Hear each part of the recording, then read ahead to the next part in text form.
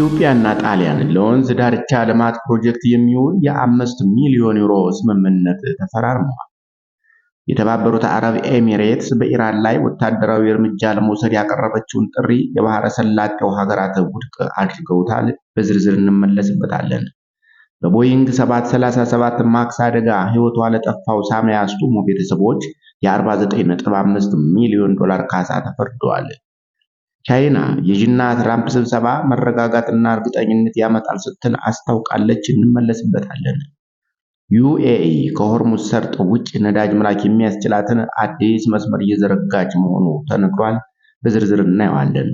ጤና ይስጥልኝ ክቡራንና ክቡራት የቻናሌ ቤተሰቦች፣ ለሰዓቱ እናንተን ይመጥናሉ ብዬ ያዘጋጀኋቸውን ዜናዎች ወደ እናንተ እየቀርቤያለሁ። እስከ ፍጻሜው ድረስ እንድትከታተሉኝ በአክብሮት እየጠየቁ ለቻናሉ አዲስ ከሆናችሁ ሰብስክራይብ፣ ላይክ እና ሼር ማድረግ እንዳይዘነጋ። ወደ ዝርዝር ዜናዎች አልፋለሁ። ኢትዮጵያና ጣሊያን ለወንዝ ዳርቻ ልማት ፕሮጀክት የሚውል የ5 ሚሊዮን ዩሮ ስምምነት ተፈራርመዋል። ኢትዮጵያና ጣሊያን የቀበና ወንዝ ዳር ልማት ፕሮጀክትን ለመጀመር የሚያስችል የ5 ሚሊዮን ዩሮ የእርዳታ ስምምነት በትናንትናው ዕለት በይፋ መፈራረማቸውን የገንዘብ ሚኒስቴር አስታውቋል። አዲስ አበባ ከተማ በየካ ክፍለ ከተማ የሚገኘውና በስምምነቱ ድጋፍ የሚደረግለት ይህ ፕሮጀክት የቀበና ወንዝ ተፋሰስን ስነ ምህዳራዊና ማህበራዊ ገጽታ ለመለወጥ ያለመ ነው ተብሏል። እንደ ሚኒስቴሩ መረጃ ፕሮጀክቱ በአዲስ አበባ ከተማ ውበትና አረንጓዴ ልማት ቢሮ አማካኝነት በ24 ወራት ጊዜ ውስጥ ተተግብሮ የሚጠናቀቅ ይሆናል ነው የተባለው። የተባበሩት አረብ ኤሚሬትስ በኢራን ላይ ወታደራዊ እርምጃ ለመውሰድ ያቀረበችውን ጥሪ የባህረ ሰላጤው ሀገራት ውድቅ አድርገውታል። የተባበሩት አረብ ኤሚሬትስ በኢራን ላይ የተቀናጀ ወታደራዊ ምላሽ ለመስጠት በሳውዲ አረቢያና ኳታርን ጨምሮ ቀጠናዊ አጋሮቿን ለማሳመን ጥረት ብታደርግም አንዳቸውም ለመሳተፍ ፈቃደኛ እንዳልሆኑ ተዘግቧል። የኤሚሬትስ ፕሬዝዳንት መሐመድ ቢን ዛይድ አልናህያን አሜሪካና እስራኤል በኢራን ላይ የቦምብ ጥቃት መጀመራቸውን ተከትሎ ለሳውዲው አልጋ ወራሽ መሐመድ ቢን ሳልማንና ለሌሎች የባህረ ሰላጤው መሪዎች በቀጥታ ስልክ ደውለው የነበረ ቢሆንም ጎረቤት ሀገራቱ ጥሪውን ሳይቀበሉት ቀርተዋል። በዚህም ምክንያት ኤሚሬትስ በአካባቢው ካሉ የባህረ ሰላጤው ሀገራት መካከል ብቻዋን እርምጃ ለመውሰድ ተገዳለች ነው የተባለው። በቦይንግ 737 ማክስ አደጋ ሕይወቷ ለጠፋው ሳሚያ አስቱሞ ቤተሰቦች የ49.5 ሚሊዮን ዶላር ካሳ ተፈረደ።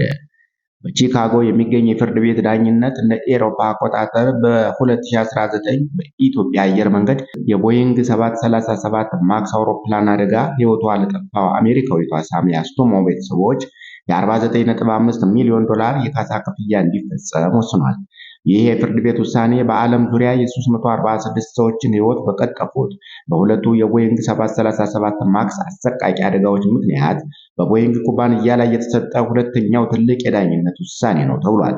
የ24 ዓመቷ ሳሚያ አስቱሞ በአውሮፕላን ደህንነት ላይ የምትሰራ ወጣት የነበረች ሲሆን እንደ አውሮፓ አቆጣጠር መጋቢት 10 ቀን 2019 የአውሮፕላን በረራ ቁጥር ኢቲ 302 ከአዲስ አበባ ተነስቶ ወደ ናይሮቢ በመጓዝ ላይ ሳለ ቢሾፍቱ አቅራቢያ በደረሰው አደጋ ሕይወታቸው ካለፈው 157 ሰዎች መካከል አንዷ ነበረች።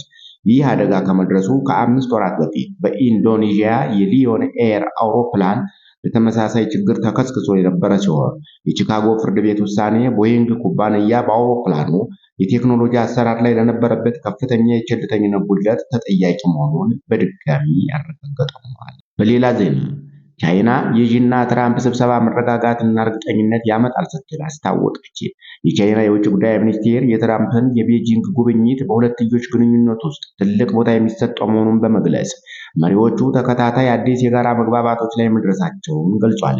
ሚኒስትሩ በኤክስ ላይ ባወጣው መግለጫ ጂ እና ትራምፕ በሚቀጥሉት 3 ዓመታትና ከዚያም በላይ ግንኙነቶችን የሚመራ ገንቢ የቻይናና የአሜሪካ የስትራቴጂክ መረጋጋት ግንኙነት ለመገንባት በአዲስ ራዕይ ላይ ተስማምተዋል ብሏል። ሚኒስትሩ በሁለቱ ፕሬዝዳንቶች መካከል ያለው ግንኙነት የጋራ መግባባትን፣ ጥልቅ መተማመንንና የላቀ ተግባራዊ ትብብርን ያጎናጸፈ ነው ብሏል። ሁለቱ ወገኖች በዓለም አቀፍና አህጉራዊ ጉዳዮች ላይ ያለውን ግንኙነትና ቅንጅት ለማጠናከርና የጋራ ጉዳዮችን በተገቢው መንገድ ለማስተናገድ ተስማምተዋል። ትራምፕ ከ40 ሰዓታት የቻይና ቆይታ በኋላ በትናንትናው ዕለት ቤጂንግ ለቀው ወጥተዋል። ጉብኝቱ በትራምፕና በቻይና ፕሬዝዳንት ጂ መካከል ሞቅ ያለ ቃላትን ያካተተ ነበር። ነገር ግን አሜሪካና እስራኤል በኢራን ላይ የከፈቱት ጦርነት ለማስቆም ብዙም የመከረ አልነበረም።